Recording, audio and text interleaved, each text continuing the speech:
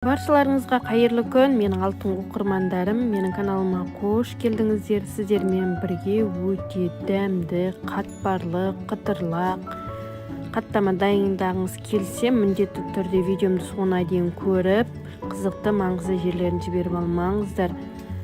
Меруерт асханасына тіркелмеген оқырман болсаңыз, тіркеліп, лайк басып, комментарий жазып қалдырыңыздар. Бөлме температурасындағы суымызға бір қасық тұзымызды, бір дана жұмыртқамызды салып, жақсылап тұрып, араластырып алатын боламыз. Бізде тұзы еріп, жұмыртқасы сумен бірге бірігуі керек. Осы кезде 500 грамм ұнымызды сетадан өткізіп дайындап аламыз.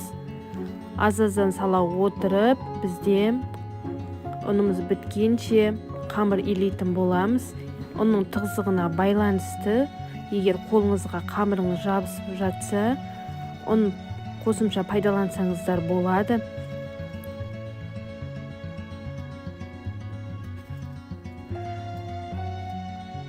Бізде әдемі, жылтыр, орташа тығыздықтағы қамыр дайын болады. Не бөлек қосымша тағы да қолымызбен илеп алатын боламыз. Одан кейін 5-10 минутқа тындыруға жібереміз.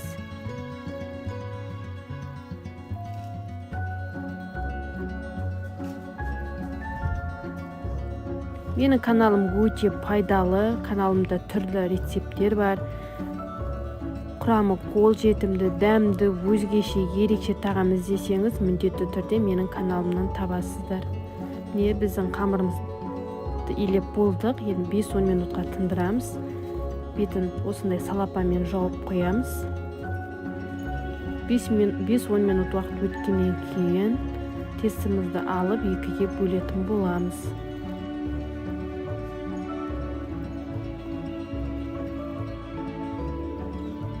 Қолыңызбен бір қайтара илеп жіберіңіз. Одан кейін екі бөлікке бөліп, қамырымызды жайып алатын боламыз.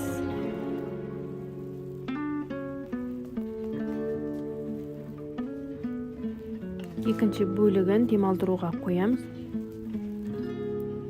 Егер сіз қамыр жайып білмейтін қыз-келіншек болсаңыз, осындай қаттамадан, самса тестінен қамыр жайып үйреніңіздер.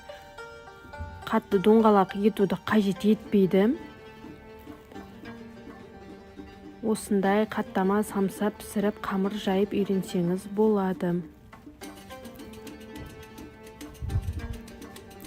Жұқалап, оқтаудың көмегімен жайып шығатын боламыз.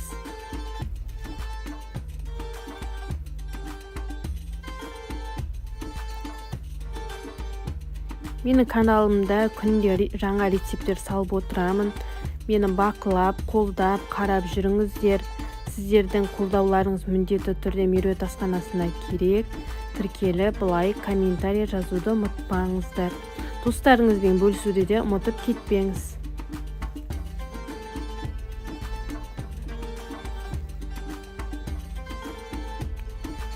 Біздің қамырымыз дайын болды, өте жұқа, әдемі болып жайылған.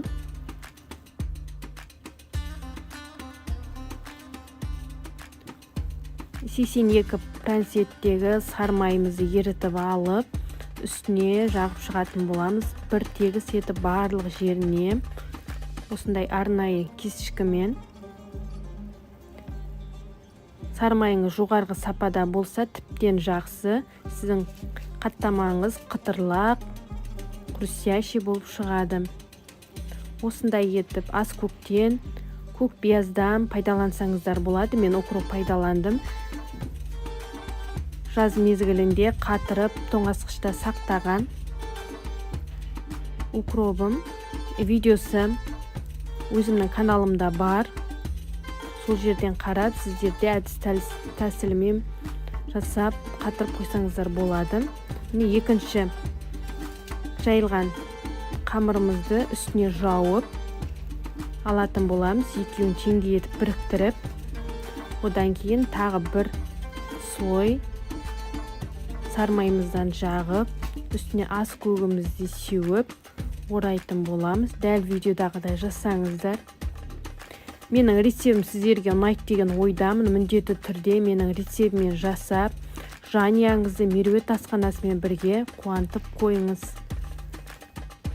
Осындай етіп кесіп шығатын боламыз. Одан кейін дәл видеодағыдай орап алатын боламыз.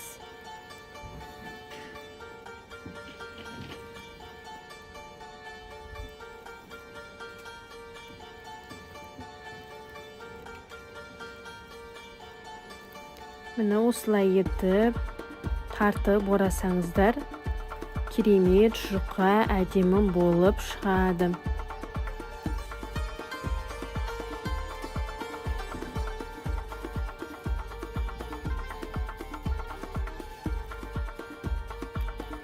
Менде 4 дана қаттама шықты. Оның 2 данасын пісіріп алатын боламын. 2 данасын тоңазытқышқа сақтап қоямын. Жұмыстан келгенде пісіріп алуға оңай болады. Сіздер де осы менің әдісімен жасап қатырып қойыңыздар.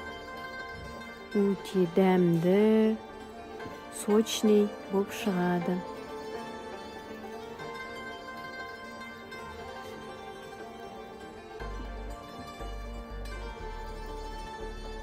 Менің каналымна қандай рецепт түргілерін көргілеріңіз келеді, соны да комментария бөліміне пікіріңізді қалдыра кетіңіз.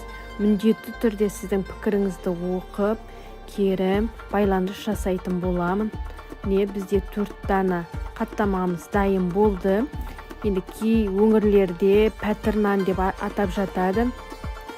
Сіздің өңіріңізде қалай аталатынын комментария бөліміне пікіріңізге қоса қалдырып кетіңіздер.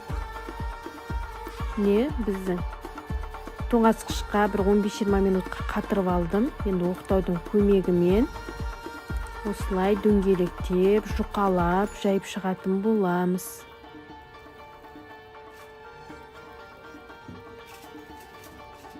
Қазанымызды газымызге қойып, аз ғана сұйық майымызды құйып, 2 жағын айналдыра қызартып пісіріп алатын боламыз.